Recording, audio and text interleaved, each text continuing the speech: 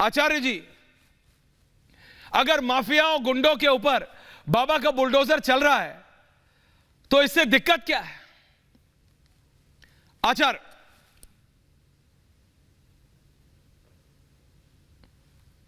दोहराएंगे? जी आचार्य।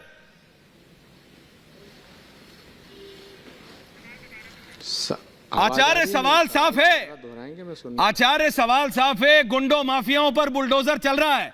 बाबा का bulldozer is back with a bang. Acharya ji, only 3। Aishwarya, अपराधियों पे बुलडोजर चढ़ाओ या उनके खिलाफ सख्त कार्रवाई करो या उनका इनकाउंटर करो, इसे किसी को ऐतराज क्या हो सकता है? वो बाबा बुलडोजर चलाएं या दादा बुलडोजर चलाएं, मामा चलाएं, चाचा चलाएं, पिताजी चलाएं, सवाल वो है ही नहीं। कौन है जो इस देश में अपराधियों के साथ खड़ा होगा? लेकिन 2-3 सवाल खड़े हो रहे हैं। वो सवाल ये हैं कि जिस तरह से उत्तर प्रदेश के अंदर ताबड़तोड़ गोलियां चला करके मर्डर हो रहे हैं, उसका इलाज क्या है? इंस्पेक्टर सुबोध कुमार सिंह की हत्या हुई, जेल के अंदर घुस के बागपत में मुन्ना बजरंगी की हत्या हुई, विवेक तिवारी की लखनऊ में हत्या हुई, कमलेश तिवारी की हत्या हुई। ये ताबड़तोड़ हत्याएं हो कैसे रही हैं? नंबर 1, ये सवाल खड़ा होता है।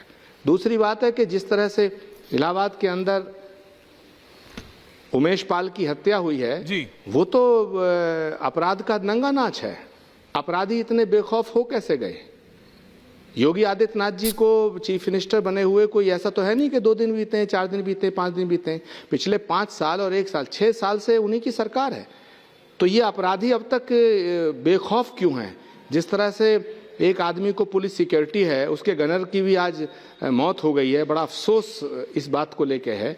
और तीसरा सवाल ये खड़ा हो रहा है कि ये जो बुलडोजर चला है, ये जिनके नामजद हैं, जो फरार हैं लोग, उनके घर पे चलना चाहिए था।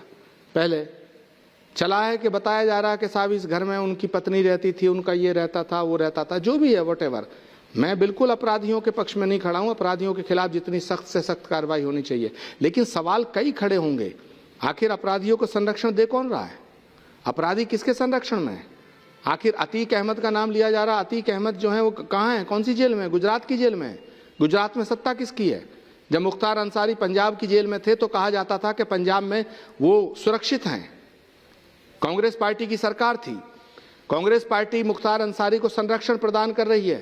तो अब गुजरात की सरकार है, सवाल खड़ा है। प्रेम शुक्ला जी इसमें हैं, बीजेपी के प्रवक्ता हैं, विद्वान व्यक्ति हैं। सवाल आज ये राजनीति का नहीं है कि मेरी सरकार, तुम्हारी सरकार, उनकी सरकार, इनकी सरकार। सवाल है कि शरीफ लोगों की हत्याएं, माफिया का तांडव, ये रुकेगा कब? अगर इसको आप ये देखते हैं कि भाई बुलडोजर चलाने से ये तांडव रुक जाए तो बिल्कुल चलाइए, लेकिन बुलडोजर चलाना दोष तो अपराधी का है, मकान का थोड़ा ही है। तो चौथा सवाल ये है कि मकान ढाना एक अलग प्रोसेस है।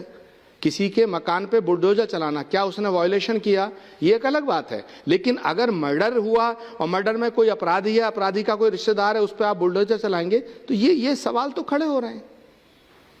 और जो नामजद हैं, जो फरार हैं, उनके घरों पे बुलडोजर कब चलेगा? मैं तो कह रहा हूं उनके घरों पे बुलडोजर चले। अगर अतीक अहमद नामजद है और अतीक अहमद के ऊपर केस दर्ज है तो अतीक अहमद के घर पे बुलडोजर चले। बुलडोजर तीसरे के चल रहा है, नामजद चौथा है, माफिया कोई 5वां है, ये ठीक नहीं।